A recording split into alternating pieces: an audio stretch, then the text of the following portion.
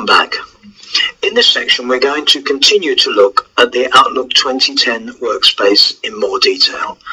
And we're going to spend quite a bit of time to begin with looking at views.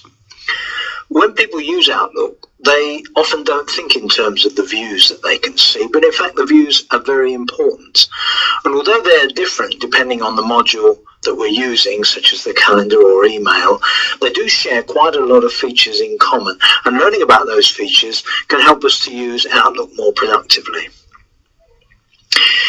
When I'm in Mail view, for instance, I have, as we've seen, the to-do bar on the right, the navigation bar on the left, and in the middle the content of the information viewer, which when I'm looking at mail depends on what I've got selected on the left. So for instance, I have now selected an inbox with no messages in it, so it looks pretty empty. But if I select an inbox which has got messages in it, then whichever message I select is on the left hand half of the information viewer.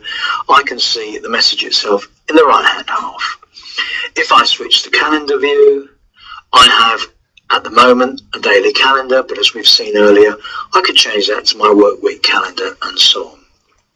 So let's look at some of the features that these views have in common, and let's try to learn how to do a little bit more with them.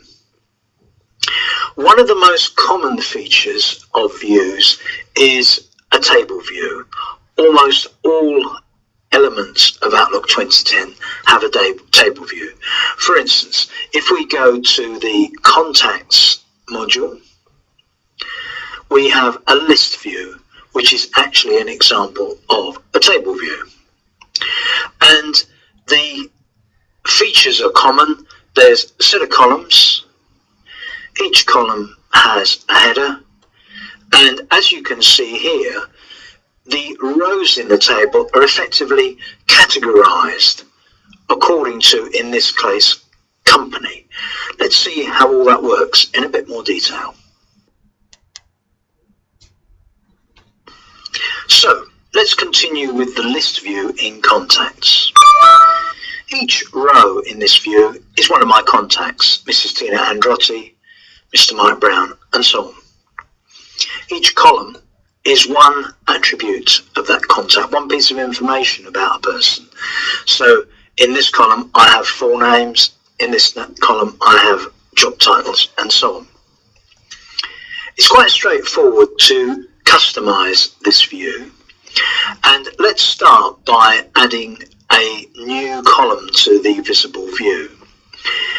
One easy way of doing that is to right click on the header of a column, say the job title column, and go to Field Chooser.